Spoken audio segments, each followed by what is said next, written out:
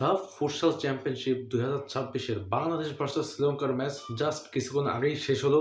Men's টিমের women's টিমেরটা কালকে সম্ভবত দুপুর 1টার সময় হবে। আজকের এই ম্যাচে বাংলাদেশ প্রচুর ভালো পারফর্ম করছে এবং শ্রীলঙ্কাকে পুরো 5 গোল দিছে এবং শ্রীলঙ্কা করতে পারছে মাত্র একটি গোল।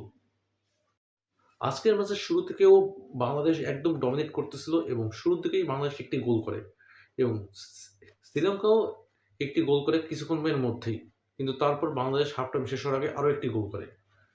এটিই ছিল ফার্স্ট হাফ টাইমের 3টি গোল। সেকেন্ড হাফেও বাংলাদেশ অসাধারণ 2টি গোল করে এবং লাস্টের যে গোলটি বাংলাদেশ করেছে তখন গোল পোস্টের সামনে গোলকিপার ছিল না। এর আর একটা কারণ হচ্ছে গোলকিপার মাঠে নিচে নেমে গেছিল। মানে সাধারণত মাঠে 4 জন থাকে গোলকিপার বাদ দিয়ে, কিন্তু গোলকিপারও গোল করার জন্য মাঠে নেমে গেছিল। তাই শ্রীলঙ্কার জন্য 5 জন ছিল এবং বাংলাদেশ ডিফেন্ড করতেছিল। 5 নম্বর গোলটা যখন বাংলাদেশ করে তখন মাঠে কোনো গোলকিপারই ছিল না, পুরো গোলপোস্ট ফাঁকা।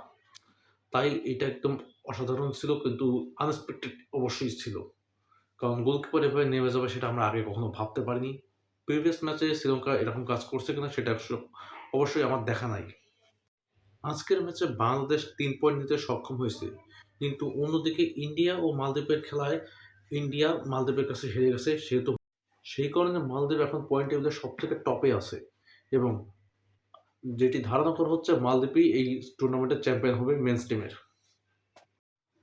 টিমের এখনও নেপাল পাকিস্তানদের সাথে খেলা বাকি আছে। সো আশা করবো তাদের সাথে ভালোই খেলবে, এটি শুভকামনা থাকবে। সো আজকের ভিডিওটা এই পর্যন্তই। আশা করি ভালো লাগছে। ভালো লাগলে অবশ্যই এটি লাইক করে দেবেন এবং চ্যানেলটিকে অবশ্যই সাবস্ক্রাইব করে দেবেন। Thank you so much for watching.